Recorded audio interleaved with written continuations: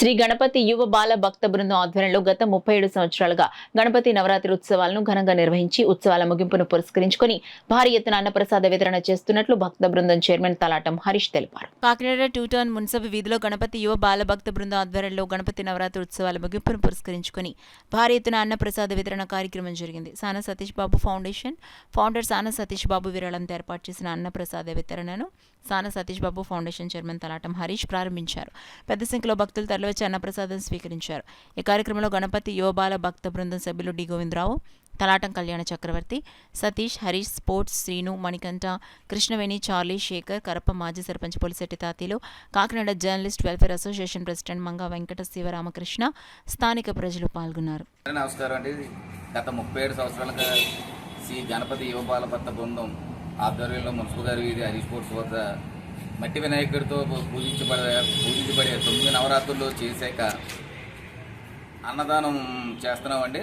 ఈరోజు భక్తులందరూ వచ్చి ఇక్కడ గత 37 సంవత్సరాల నుంచి అన్నదానం ఇప్పుడు చేస్తున్నామండి. డొక్కా సీతమ్మ గారి అన్నదానంలోనే ఈవేళ ఈ కార్యక్రమం జరుగుతుందండి.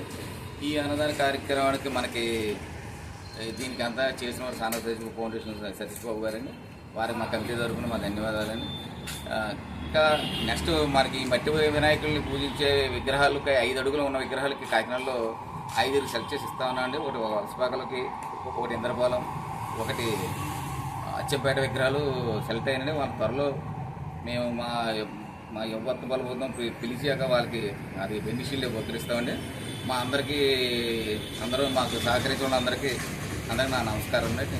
డొక్కా సీతమ్మ అన్నపూర్ణదేవి సేవా సంఘం ఆధ్వర్యంలో సమితి ఆధ్వర్యంలో అన్నదానం నిర్వహిస్తారు. అన్నదానం అంటే అన్నదానం కింద కాకుండా ప్రత్యేకంగా విందు మంచి భోజన కార్యక్రమం నిర్వహిస్తారు. ఇక్కడ చుట్టుపక్కల వారు ఒక మామూలు ఇదే కాకుండా ప్రతి ఒక్కరి ఉద్యోగులు మిగతా ఎంప్లాయీస్ కూడా ఇలాంటి వాళ్ళు కూడా ఇక్కడికి వచ్చి ఇక్కడ ఇచ్చిన మంచి భోజనాన్ని స్వీకరిస్తున్నారు. ప్రత్యేకంగా హరీష్ చారిటబుల్ ట్రస్ట్ హరీష్ గారికి ఈ కార్యక్రమం నిర్వహిస్తున్నందుకు నిర్విఘ్నంగా అంటే ఎటువంటి ఆటంకం లేకుండా ఇన్నేళ్ళుగా చేయడం చాలా శుభ పరిణామం. Thank you.